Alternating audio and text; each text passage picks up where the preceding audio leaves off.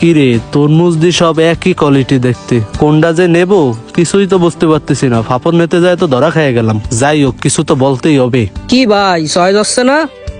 আমি চয়েস করে দেব ভালো দেহে। চয়েস হবে কেমনে? ভালো তো রাখছো সব বিট্টে বিট্টে। ওইটা দাও দিই। এইটা না না, ওই পাশেরটা এইটা হয়। ভাই তরমুজ কিন্তু এটা অনেক মিষ্টি হবে, খায়ে খুব মজা পাবেন। ভাই তরমুজ লাল হবে তো? আমার কিন্তু করা লাল লাগবে, না হইলে নেবো না। ভাই করা লাল লাগবে আপনার?